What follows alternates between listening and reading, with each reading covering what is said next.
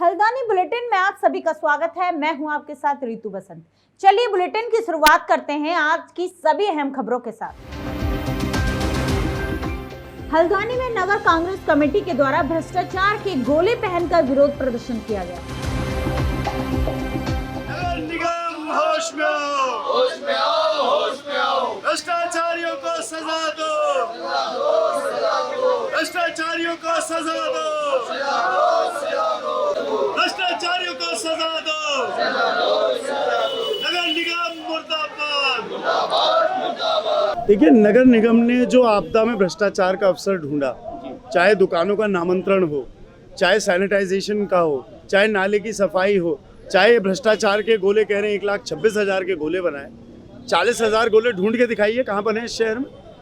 तो इतना व्याप्त भ्रष्टाचार इस निगम में हुआ है, नालों की सफाई के नाम पर, फॉगिंग के नाम पर, और नगर निगम बेपरवाह होकर निविदा प्रक्रिया भी पूरी तरीके से भ्रष्ट तरीके से तंत्र मंत्र से चल रही है। तो निरंकुश हो चुके हैं पूरी तरीके से लोग और परेशान हो गए हैं, और उसके ऊपर ऐसा भ्रष्टाचार ऐसी आपदा के समय में हमें मंजूर नहीं है। इसके विरोध में हमारा धरना और ये जारी रहेगा।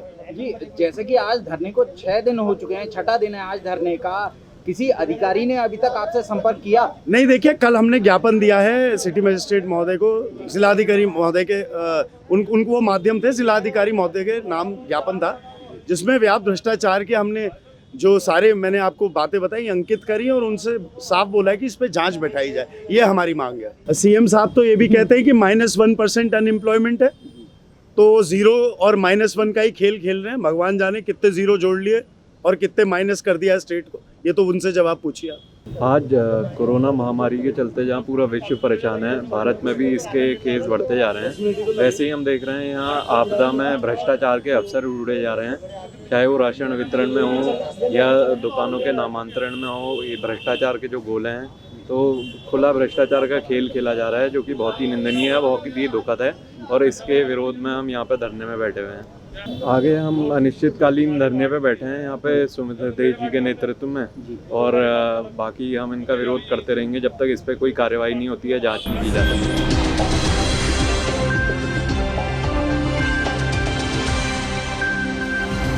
इस मौके पर कांग्रेसियों ने नगर निगम पर आरोप लगाते हुए कहा कि कोरोना काल के दौरान नगर निगम घोटालों का गढ़ बन चुका है। उन्होंने कहा कि सोशल डिस्टेंस के नाम पर शहर में 1,13,000 के गोले बनाए गए थे, जिसे लेकर कांग्रेस ने निगम पर भ्रष्टाचार का आरोप लगाया। इसके खिलाफ सुमित हृदय एवं कांग्रेसी पदाधिकारियों कार्यकर्ताओं द्वारा गोले पहनकर नगर निगम में विरोध प्रदर्शन कर नारेबाजी की गई। इस मौके पर आज कांग्रेस नेता सुमित हृदय ने अन्य कांग्रेसी नेता राहुल छिमुआल, रवि जोशी और अन्य कार्यकर्ताओं के साथ नगर निगम पहुंचकर नारेबाजी की और अपना विरोध प्रदर्शन करते हुए शासन से इसकी निष्पक्ष जांच की मांग की।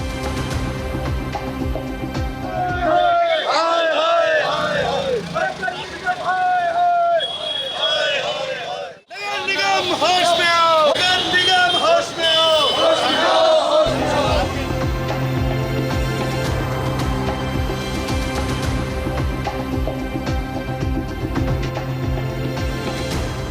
नगर पालिका मुर्दाबाद, मुर्दाबाद, मुर्दाबाद। नगर निगम मुर्दाबाद, मुर्दाबाद, मुर्दाबाद।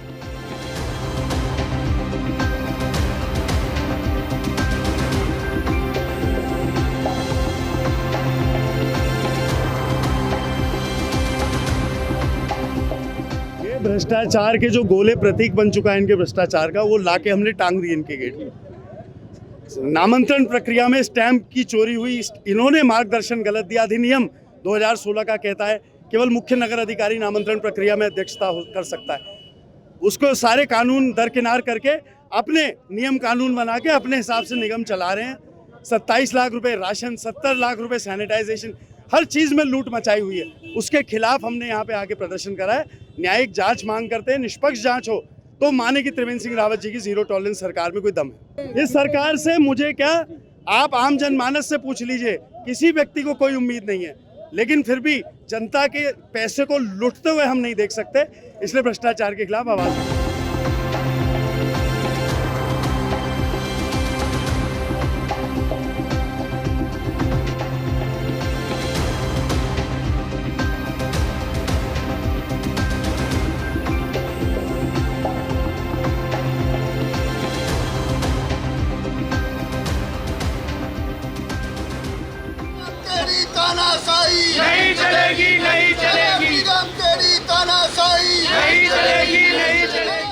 भ्रष्टाचार का जो सवाल पैदा होता है तो वो स्पष्ट है कि जनता का धन है, किसी व्यवस्था का धन नहीं होता, जनता का धन है और जनता के धन का दुरुपयोग करने की इजाज़त किसी को भी नहीं दी जा सकती। तो इस बीच निगम के माध्यम से जो किया गया, ये निगम के ही सब निर्वाचित पार्षद हैं, रोजू जी हमारे प्रतिपक्ष के नेता वहाँ उसमें है निगम के अंदर, तो उन्होंने भी और बहुत सारी बातें, हमसे ज़्यादा बातें जानते हैं निगम में, और इस तरह जनतंत्र के अंदर जनता को विश्वास में लेके सब काम किया। वहीं नेता प्रतिपक्ष इंदिरा हृदयेश ने धरना स्थल पर पहुंचकर नगर में बढ़ते कोरोना के मामलों को देखते हुए धरना स्थगित करवा दिया। उन्होंने कहा कि हमने अपनी नैतिक जिम्मेदारी को समझते हुए धरना स्थगित किया है, लेकिन भ्रष्टाचार के खिलाफ ये लड़ाई जारी रहेगी।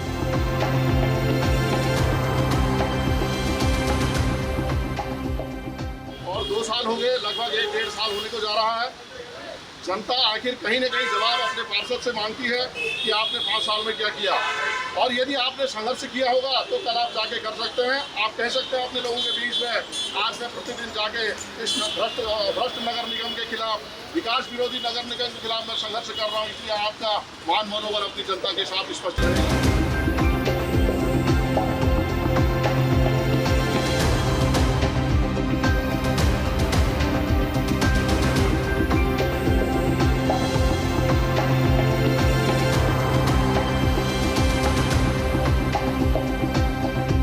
जो भ्रष्टाचार हुआ है शॉर्ट में समझाया जाए तो 155 दुकानों का जो नामांतरण है अधिनियमों के विरुद्ध करा गया, 2016 में अधिनियम आया, उसके बावजूद मिली भगत के साथ नामांतरण कराए गए, कम स्टैंप के उसमें उनको चोरी के लिए उकसाया गया और व्यापारियों से चोरी करवाई गई स्टैंप की। इस मार्गदर्शन से इनको शर्म आनी चाहिए, शहर के प्रथम नागरिक कहते हैं जो। कोरोना का संक्रमण फैल रहा है, यहाँ भी 50-60 लोग आ जाते हैं, कल को कोई ऐसी घटना घट गई तो उसकी जिम्मेदारी प्रतिपक्ष पे होगी, तो इसलिए का स्थगित कर दिए जाए। जांच की मांग हम करेंगे प्रेस के माध्यम से, टेलीफोन के माध्यम से, और जांच तो क्लियर हमें पता है कि इन्हें पैसा देना पड़ेगा, स्टैंप ड्यूटी इन्होंने तो अपना पैसा ले लिया, ऊपर का देना पड़ेगा उन बेचारे व्यापारियों को। अगर वो हमसे मिल के आएंगे तो हमने कहा जो तुमने इनसे पैसा दिया वो वापस लो और स्टैंप ड्यूटी से पक्का कराओ अपना काम। अरे मुकदमे दर्ज किए, कह दिया हमने वापस लो, नहीं वापस लोगे तो बड़ा आंदोलन होगा। और जनतंत्र में जन नेताओं पर मुकदमे नहीं करने चाहिए। आप आपातकाल की स्थिति पर पैदा करिए। हमें मुख्यमंत्री जी ने भी फ़ोन किया, आपने तो आपातकाल कह दिया। मैंने कहा तुम हर साल बरसी बनाते हो, हम ये भी नहीं कहेंगे। देखिए, हल्द्वानी में कोरोना के संक्रमित काफ़ी लोग पाए गए हैं और हम जिम्मेदार लोग हैं और हमारी जो मांगे हैं वो हमने नेता प्रतिपक्ष महोदय के सामने रख दी हैं और उन्होंने हमें आश्वासन दिया है कि सत्र में आवाज़ उठाएंगे। उसके अलावा हम यह आंदोलन वैसे जारी रहेगा। सीएम पोर्टल, पीएम पोर्टल में हम शिकायत कर रहे हैं और आरटीआई भी मांगी जाएगी। ज़रूरत पड़ी अगर राय देगा कोई, वैदिक राय देगा तो हम पीआईएल भी कर सकते हैं। बहुत सारी संभावना है, इसलिए आंदोलन नहीं खत्म हुआ है, बस ये धरना स्थल से हम लोग हट रहे हैं क्योंकि इस समय कोरोना के हालातों को देखते हुए मेरे ख्याल से सुरक्षा अपनी और जनता की सर्वश्रेष्ठ होनी चाहिए।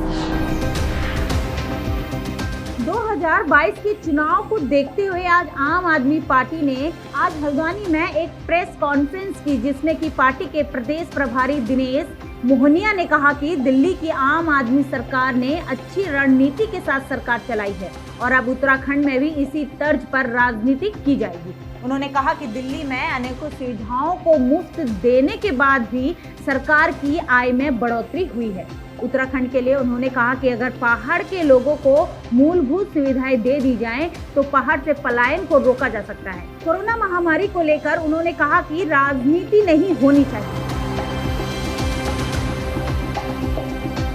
प्रेस कॉन्फ्रेंस रखने का रीज़न ये है कि जनता तक हमारी बात, जो आम आदमी पार्टी जिस तरीके से संगठन विस्तार को लेकर बूथ पे जो काम कर रही है और आने वाले चुनाव में जिस तरीके की तैयारी कर रही है, उसकी संदेश जनता तक जाना चाहिए। ये हमारा ये मानना है कि संगठन के तौर पर आम आदमी पार्टी ने जिस तरीके से एक एक वोटर को ट्रैक करके दिल्ली का चुनाव लड़ा है, और न केवल पिछली बार बल्कि पिछले 3 चुनावों में हमने कोशिश की है कि जो भी वोटर है उसके घर तक कैसे पहुंचा जाए और उसको कैसे अपने कार्यक्रम, पार्टी के कार्यक्रम और पार्टी की नीतियां उस तक पहुंचाई जा सके, इसके ऊपर काम किया गया है। अब उसी मॉडल को हम उत्तराखंड में भी रिप्लिकेट कर रहे हैं और उत्तराखंड के प्रत्येक नागरिक तक पार्टी के प्रोग्राम और पार्टी के जो संदेश है वो किस तरीके तक हम पहुँचाएंगे, इस पर भी काम शुरू हो चुका है। देखिए, भौगोलिक स्थिति निश्चित तौर पे भिन्न हो सकती है, लेकिन दिल्ली में बड़ी संख्या में उत्तराखंड के लोग रहते हैं। बल्कि मैं ये कहता हूँ कि दिल्ली एक छोटा भारत है जिसमें न केवल उत्तराखंड के बल्कि सभी प्रदेशों से लोग आके बसे हुए हैं, तो सबकी संस्कृतियाँ उसमें निश्चित तौर पर रिफ्लेक्ट होती हैं।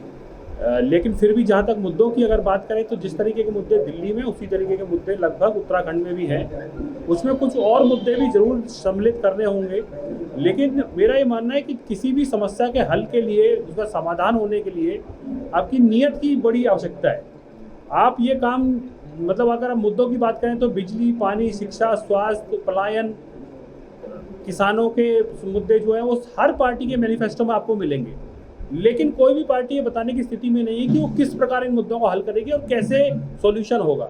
जबकि दिल्ली की आम आदमी पार्टी सरकार ने पिछले 5 सालों में सरकार में रहते हुए दिखाया है कि सरकार ईमानदारी के साथ, नियत के साथ चलाई जा सके, चलाएं तो जनता के सारे मुद्दों का समाधान भी हो सकता है। और देश की पहले ऐसी सरकार है जो कि अभी सरप्लस के से चल रही है, मतलब जितना हमारे खर्चे उससे ज़्यादा रेवेन्यू हमारे पास है, जिसकी वजह से हम सारी की सारी सुविधाएं फ्री ऑफ कॉस्ट देने के बावजूद भी सरप्लस का बजट हम चला रहे हैं। इसमें थोड़े से आंकड़े ठीक करने की आवश्यकता है। अभी हम अगर केसों की संख्या के हिसाब से देखें तो भारत में हमारा 3रा स्थान है, और लेकिन उसमें कई चीज़ें आपके साथ संज्ञान में लाना चाहूँगा। एक तो सबसे ज़्यादा पर मिलियन केसेस, टेस्ट केसेस, मतलब टेस्ट जो है वो दिल्ली में हो रहे हैं। नेशनल एवरेज है उससे भी दुगने लगभग टेस्ट हमारे यहाँ हो रहे हैं। लगभग पर डे का आज हम 20,000 टेस्ट कर रहे हैं। दूसरा, इसमें ये मेरा ये कहना है कि दिल्ली की जैसी ज्योग्राफिकल स्थिति है उसमें हरियाणा के ज़िले गुड़गांव और फरीदाबाद, यूपी के ज़िले नोएडा और गाज़ियाबाद बिल्कुल हमारे से लगते हुए हैं। वहाँ पर स्थिति ये है कि इन 4 जिलों में सरकारी हॉस्पिटलों में एक भी वेंटिलेटर की सुविधा उपलब्ध नहीं है। वहाँ की जो स्वास्थ्य सेवाएं हैं बिल्कुल ख़राब है। इसको देखते हुए वो लोग हमारे यहाँ आते हैं क्योंकि यहाँ बेहतर स्वास्थ्य सुविधाएं हैं, तो निश्चित तौर पे वो हमारे यहाँ आके इलाज कराते हैं। अब वो केस तो हैं यूपी के, लेकिन हम राजधानी होने की वजह से हमारे और मानवीय आधार पे भी हमारी जिम्मेवारी बनती है कि जो भी हमारे यहाँ पर आए उसका इलाज किया जाए। हमने कोशिश की थी कि हम जितने दिल्ली की सुविधाएं हैं, क्योंकि अगर लोग यूपी में रहते हैं, हरियाणा में रहते हैं, तो उनकी सरकारों की भी जिम्मेवारी है कि वो अपने लोगों का इलाज करें। ये तो पॉसिबिलिटी नहीं होती कि सरकार चलाने के नाम पे तो आप कहेंगे जी हम यूपी की सरकार है, और जब स्वास्थ्य सेवाओं की जरूरत पड़ेगी, जब लोग बीमार होंगे तो आप दूसरी सरकारों को जरूर कह सकते हैं, लेकिन जो मुख्यमंत्री जी का दिल्ली सरकार का बयान था कि दूसरे राज्यों के मरीजों को नहीं ट्रीट किया जाएगा, उसके बारे में हर सरकार के पास अपने लिमिटेड रिसोर्सेज हैं, हर सरकार के पास अपने अस्पतालों की एक निश्चित संख्या है। मान लीजिए हमारे पास 10,000 बेड्स जो हैं दिल्ली सरकार के हॉस्पिटल में उपलब्ध हैं, तो निश्चित तौर पे हम पहले कोशिश करेंगे कि जो दिल्ली में लोग बीमार हो रहे हैं उनको पहले बेड मिले। हमारी प्रथम प्राथमिकता तो ये होनी चाहिए कि दिल्ली को मिले। ऐसे यूपी के जो सरकार है उसकी प्राथमिकता ये होनी चाहिए कि यूपी के लोगों को बेड मिले। तो उन्होंने अपनी स्वास्थ्य सेवाओं को बढ़ाने की बजाय उन पेशेंट्स को दिल्ली की तरफ कुछ करना शुरू कर दिया। जैसे मैं आपको एक उदाहरण देता हूँ, GTB हॉस्पिटल हमारे यहाँ है, उस हॉस्पिटल में 1400 बेड हमारे पास उपलब्ध हैं, जिसमें से 80% पेशेंट जो है यूपी के ज़िलों से आते हैं। अब 80% अगर वो जिलों से यूपी के लोग हमारे यहाँ आएंगे तो निश्चित तौर पे फिर दिल्ली की स्वास्थ्य सेवाओं की अपनी एक लिमिटेड कैपेसिटी है, तो हमारे लोगों को दिक्कतें होंगी। तो पहले कोशिश की गई थी कि दिल्ली के लोगों का इलाज दिल्ली वाले करें और यूपी के लोगों का इलाज यूपी वाले करें और हरियाणा के लोगों का इलाज हरियाणा वाले करें। लेकिन जब ये देखा गया कि पूरे इन 4 जिलों में एक भी अस्पताल में वेंटिलेटर उपलब्ध नहीं है, और ये मैं ऑन रिकॉर्ड बोल रहा हूँ, आप मीडिया के माध्यम से कहीं पे भी कोट कर सकते हैं कि आप ये देखिए कि इतने बड़े बड़े 4 जिले जिनमें एक भी जिले में वेंटिलेटर की सुविधा उपलब्ध नहीं है, तो ये सरकारें क्या कर रही हैं, ये पूछा जाना चाहिए। ये पूछा जाना चाहिए कि अभी तक स्वास्थ्य सेवाओं पे इन्होंने पिछले 5 सालों में क्या किया, ये पूछा जाना चाहिए। हमारा ये कहना है कि हमने बेहतर स्वास्थ्य सुविधाएं पिछले 5 सालों में दिल्ली में दी हैं। उसी का कारण है कि जो यूपी और हरियाणा के लोग हैं वो भी चाहते हैं कि उनका इलाज दिल्ली में हो। अब ये स्थिति है कि हम सबका इलाज कर रहे हैं, वो केसेस का भी इलाज कर रहे हैं। दूसरा, जैसा कि मैंने आपको बताया कि टेस्ट हम सबसे ज़्यादा कर रहे हैं। इसी तरह से जो दिल्ली की रिकवरी रेट है, मतलब जिनको कोविड पेशेंट है उसमें से जो रिकवर कर रहे हैं वो भी हाईएस्ट इन दिल्ली है। साथ ही साथ जितनी डेथ रेट है, जो कि पूरे इंडिया की जो डेथ रेट है वो करीब 5.3% है, जबकि दिल्ली की डेथ रेट 2.3% है, 3.2%, जो कि लोएस्ट इन इंडिया है। तो आप इसी से अंदाजा लगा सकते हैं कि हमारे रिकवरी रेट सबसे ज़्यादा है, हमारे टेस्ट रेट सबसे ज़्यादा है, हमारे रिकवरी रेट सबसे ज़्यादा है। तो निश्चित तौर पे ये दिखाता है कि हमारी स्वास्थ्य सेवाएं बढ़िया हैं। बेशक दिल्ली में आम आदमी पार्टी ने अच्छा काम किया है, ये हर कोई जानता है। उत्तराखंड को लेकर आपकी क्या रणनीति है? किस तरीके से उत्तराखंड में आप काम करने जा रहे हैं, या 2022 का जो आप तैयारी कर रहे हैं उसकी क्या भूमिका रहेगी? देखिए, मैंने आपको बताया कि परिस्थितियां जरूर भिन्न हो सकती हैं, लेकिन जहां तक एक आम आदमी की बात की जाए तो वो ये चाहता है कि जब मैं घर में रहूं तो मेरा पानी ठीक आता रहे, मेरी बिजली ठीक हो, जब वो घर से बाहर निकलता तो वो देखता है रोड मेरे ठीक हो, मेरे बच्चों के लिए स्कूल ठीक हो, और मैं बीमार पड़ जाऊं तो मेरा हॉस्पिटल ठीक हो। उसकी प्राथमिकताएं लगभग सरकार से ये होती है कि ये चीज़ें उसे मिलनी चाहिए। और अगर हम चाहें इसको दिल्ली में देखें या उत्तराखंड में देखें, लगभग लोगों को ये सुविधाएं सरकार से अपेक्षित है। देखिए, हमारा ये मानना है कि कोविड की समस्या का राजनीतिकरण नहीं होना चाहिए जी। कमियां हैं, आप देखेंगे कि कई क्वारंटीन सेंटरों की स्थिति बहुत ख़राब है। एक क्वारंटीन सेंटर में एक सांप घुस गया और वहाँ एक बच्चे की डेथ भी हो गई। लेकिन मेरा ये मानना है कि जब महामारी हो, ऐसी समस्या हो जो कि विश्वव्यापी है, तो उस टाइम फिर उसको राजनीति का मुद्दा बनाने की बजाय हमें सरकार को सहयोग करना चाहिए कि इस खराब स्थिति में हम सब मिल के इस लड़ाई से लड़ें और निश्चित तौर पे फिर कोविड को हराएं। बाकी चीज़ों के लिए अगर हम बात करें तो राजनीति करने के लिए बाकी टाइम बहुत है, लेकिन फिर भी हमारा ये मानना है कि महामारी की स्थिति में सरकार को सहयोग करना चाहिए और बीमारी से लड़ के फिर उसके बाद आगे हम चलेंगे। तो जन सरोकार के जो भी मुद्दे हैं उसको लेकर निश्चित तौर पर सड़क पे भी उतरेंगे, सरकार का भी विरोध करेंगे, और जो भी लोगों की आवाज़ है कोशिश करेंगे कि आम आदमी पार्टी उस आवाज़ को ऊपर। मार्क्सवादी कम्युनिस्ट पार्टी के कार्यकर्ताओं ने आज हल्द्वानी बुद्धू पार्क में पेट्रोल और डीजल के बढ़ते दामों को लेकर धरना प्रदर्शन किया। यहां धरने पर बैठे जिला सचिव कैलाश पांडे ने कहा कि अंतर्राष्ट्रीय बाजार में तेल की कीमतों में भारी गिरावट आने के बावजूद भी मोदी सरकार तेल की कीमतों में कमी नहीं कर रही है। उनका कहना था कि कोरोना महामारी के समय में जब सरकार ने जनता का साथ देना चाहिए, उस समय सरकार अपनी चहेती कंपनियों को फायदा पहुंचा रही है। उनका कहना था कि तेल की कीमतें बढ़ने से सारी जरूरी चीजें महंगी हो गई है, जो कि आम आदमी के पहुंच से बाहर है।